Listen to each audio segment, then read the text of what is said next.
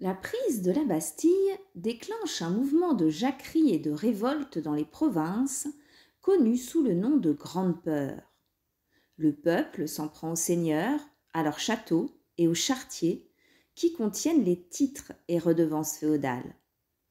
Face à ces violences, la noblesse, au travers du député de leur ordre, le duc d'Aiguillon, propose la suppression des privilèges dans la nuit du 4 août 1789.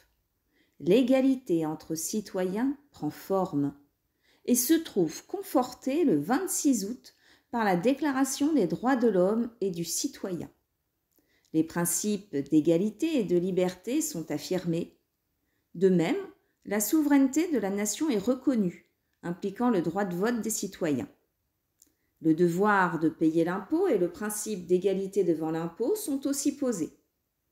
Les libertés de conscience, de pensée, de communication et d'expression sont reconnues. Le droit de propriété est considéré comme sacré. Cette déclaration des droits de l'homme et du citoyen est le fondement des principes républicains qui nous guident encore aujourd'hui. S'inspirant des grands textes anglais, américains et des philosophes des Lumières, la Déclaration des droits de l'homme et du citoyen permet à la France d'être considérée comme la patrie des droits de l'homme. Il faut cependant nuancer.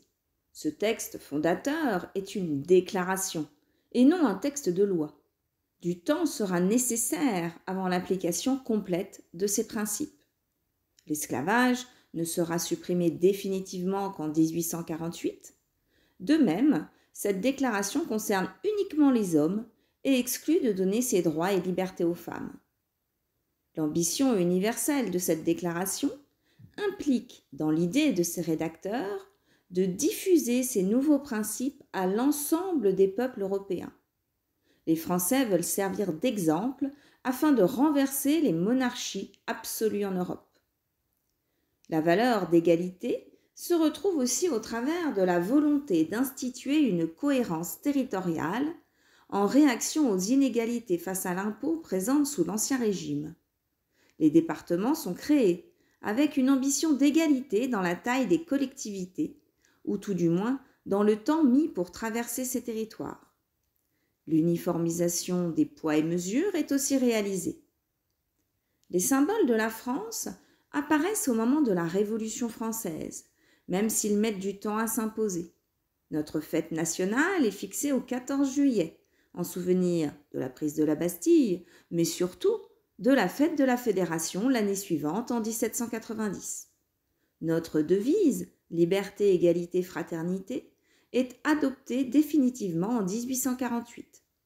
L'hymne national, la Marseillaise, rédigé et chanté en 1792 durant les guerres révolutionnaires, sera adopté en 1879. Seule Marianne, symbole de la République et de la liberté, sera adoptée dès 1792. La Révolution française est une période caractérisée par une déchristianisation de la société. Les révolutionnaires s'attaquent non seulement à la monarchie absolue, mais aussi à son soutien millénaire, l'Église. Afin de pouvoir concrétiser les principes d'égalité et d'accession à la propriété proclamés dans la Déclaration des droits de l'homme et du citoyen, de même que pour renflouer les caisses de l'État, les révolutionnaires convoitent les terres du plus grand propriétaire de France, l'Église catholique. Dès septembre 1789, les biens du clergé sont confisqués pour être mis en vente.